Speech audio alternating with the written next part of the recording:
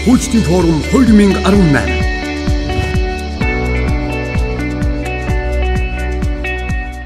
За хууч та бүхэндээ энэ өдрийн мэндийг хүргэе. Тэгэхээр бид бол 2 дахь жилдээ хуучлын форумыг энэ сарын 19 зохион байгуулахаар ихтгэл ажилдаа ороод ажиллаж байна. Одоогийн байдлаар хуучдын оролцоо өндөр байна, итгэх өндөр байна. Энэ хуучлын форумаараа бид хууль зүйн салбарынхаа, хууль зүйн шинжилгээ ухааны тулгымцсан асуудлуудаа сонгон авч хилцдэг. 8 салбар хуралдаан болно.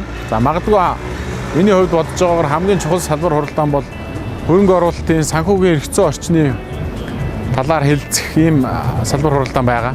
За энэ хуралдааны финалистээр банкны, за андеррайтеринг компани, хөрөнгө оруулалтын банкны захирлууд, за мөн хуульчид ингэж оролцсон. За энэ салбар хуралдаанаараа бид сонгон авч хэлцгийг төлөвлөж байгаа сэдэв маань юу вэ гэхээр, за хөрөнгө оруулалт орж ирэхэд Монгол улс бэлэн үү? За хуульчид бэлэн үү? Хууль эрх зүйн орчин сайн байж чадж гин үү? За хөрөнгө оруулагчид хооронд маргаан үүсгэхэд бид хариуг нь олж чадж гин үү? Бидэнд мэддэг чадвар дутагдж байгаа юм зүйл байна уу?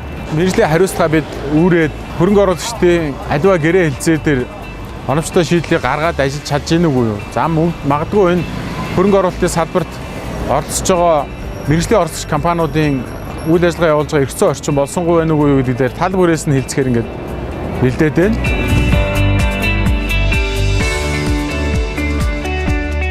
За аливаа бизнес хөрөнгө татан төвлөрүүлнэ, тэр дундаа хямд их үүсвэртэй хөрөнгө татан төвлөрүүлнэ гэдэг бол нэг том асуудал гэдэг. Хөрөнгөө нэгтгэж байгаа олон хүмүүс нэгдэж нийлж бизнес хийнэ гэдэг бол амаргүй даваа.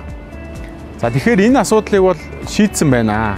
За дэлхийн хэмжээний хэдэн мянган хувьцаа эзэмшигчтэй, дэлхийн хэмжээний хэдэн зуун компаниг өөртөө бүртгэсэн хөрөнгөний биржүүд үйл ажиллагаа явуулж байна. Энэ жишгээр бид хөгжих бүрэн болцоо байна. Энэ жишгээр хөгжихэд хуульчдын оролцоо маш чухал.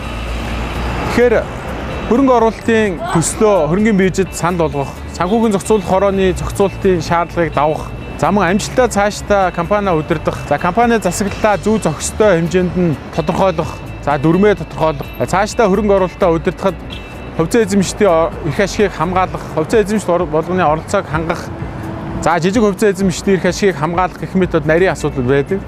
Энэ асуудлуудаа хэдүүлээд тойрч ярилцъя. Хуульчид энэ дээр бол харьцангуй сүүлийн хэдэн жилүүдэд бол маш нарийн гадаад ихтэй сургуулиудад босод эзэмшиж бэлтгэгдсэн байгаа. Тэгвэл хэдүүлээ бэлтгэгдсэн туршлагатай нөхцөө сонсъё. Тодорхой хэмжээний хүндрэл бэрхшээлүүд байгаа бол тэр хүндрэл бэрхшээлүүдэд бид хуваалцъя, ярилцъя, санал дүгнэлт гаргая. За санал дүгнэлтэндээ үндэслээд цаашдаа ажлын талбараа эрх зүйн орчингоо сайжруулах шийдлүүдийг эрх бүхий байгууллагууд нь хандаад ингэ явах ажил хэрэгч хэлцүүлэг өрнө гэж найдаж байна. За тэгэхээр та бүхнийг хэлцүүлэгтээ идэвхтэй оролцоход урьж байна. Хөгжлийн форум 2018.